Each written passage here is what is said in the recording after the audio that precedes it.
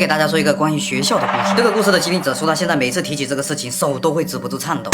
原本同班的浪菊花说，他宿舍有个同学叫小宁，特别喜欢晚上偷偷的溜出去上通宵。记得那时候高一下学期刚开学没有多久，小宁又跟着一群勇士偷偷的溜出去上通宵。可是他们在凌晨4点钟左右方围墙准备回来的时候，不巧被一位巡逻的教导处老师给全部抓到了，还给他们一帮人都押到了一个小黑屋里面去。因为抓的人比较多，又是一些不老实的，那老师就特别害怕他们逃跑。而他的其他同事呢，最早也要到6点多左右才会来上班，所以那个老师当时就做了一个很傻逼的举动，就是叫那几个同学全部都把衣服给脱了，每个人只留下了一个裤衩子，然后把他们的衣服给收走了。为什么他要这么做呢？因为那个时候是下雪天，而且他们的学校很大，只有光他们那个小黑屋里面有炭火，外面是寒冷刺骨的一大片，没有衣服谁也跑不了。而直到其中有一位勇士，他趁老师去上厕所的时候，一脚踹开那个小黑屋的门，给直接跑了。那个老师回来之后也很惊讶，但是呢，他也只能等天亮之后跟同事们再去调查，因为学校有3000多个人，要查一个人也很不容易。还有就是不能因为找一个人而打扰全校的师生睡觉吧。等到天微微亮要上早自习的时候，教导处主任来了，也知道了这件事情，然后呢，他也没先去查，先对着那一帮没逃跑的同学一顿逼问，然后主任呢就带着一帮老师一脸严肃的闯进了宿舍。等查到浪菊花宿舍的时候，他们才知道，原来逃跑的那个人就是他们的室友小宁，而且那天凌晨他压根就没有回来过。打开了那个宿舍的卫生间也没有人，下雪天他又没有衣服，他能去哪里呢？教室和体育馆还有其他地方全部都是上锁的，锁也没有被破坏，他是不可能进得去的。就连校外主任都派人去调查过了，也没有找到。这个小宁啊，就像是人间蒸发了一样。可等到中午同学们在操场上铲雪的时候，终于看见了躲在草坪水泥管里的小宁。他当时从里面拖出来的时候，已经全身发紫，毫无生命特征了。而且浪菊花当时凑上去最后一次看见他的时候，发现他的双手是交叉放在胸前，然后脸上呢还带着一股诡异的微笑。浪菊花也知道那个小宁为什么要逃跑，因为小宁他父亲对他分外严格，每一次他只要是犯了什么错，老师一叫家长来学校，他的父亲总会过来学校里当着老师的面狠狠的揍他一顿，直到老师看不下去劝阻他才肯停下来。如果到家里的话就更不用说了。所以这件事情过后，学校里很多人就开始讨论起小宁这个人嘛，而且他们那个宿舍呢也不敢住了，毕竟死活人的，学校里也给他们重新安排过了一间。后来一晃到了夏天，这个事情呢也被大家忘得差不多了。可是后来又发生了一件事，让整个学校里的学生又重新陷入了恐慌，甚至再也不敢提起小宁这个事了。事情是这样子的，记得那天他们下晚自习的时候，等他们回到宿舍准备洗漱的时候，发现停电了，所以大部分同学都全部跑到楼下操场或者草坪那里去乘凉嘛，因为待在宿舍里面实在是太热了。可是不知道怎么回事，他们在那里乘凉的时候，有人听到学校的下水道里面传来了一阵声响，很多同学就围上去看，浪菊花也因为好奇围了上去。就在他们搞不清楚怎么回事的时候，突然一双手从下水道里面伸了出来，离那双手最近的同学直接吓得瘫坐在地上，因为那是一双红红的手，整双手都是红的。除此之外，下水道里面还出来了一个人说话的声音，好像是在说着快来帮我呀，快来帮我呀。他那个声音呢，说起来又不像是人声，因为里面还夹着很重的喘息声，像是一头野兽一样。因为那个下水道由于隔板的原因啊，他只能伸出一双手来，所以那菊花呢当时就跟几个胆子很大同学就伸过头去看一看，结果发现除了那双红色的手之外，下面还有一张红色的脸，而且那双红色的脸一看到他们，嘴角就立马露出了诡异又惊恐的表情，像这样子嘴里还不停的喊着快来帮帮我呀，快来帮帮我呀。那菊花看到那张脸之后也吓得把头给缩了回去，紧接着一个其中看到同学立马喊出了一个人的名字，小宁，他是小宁，小宁他回来了，他回来复仇了。这话一出，坐在下面乘凉的全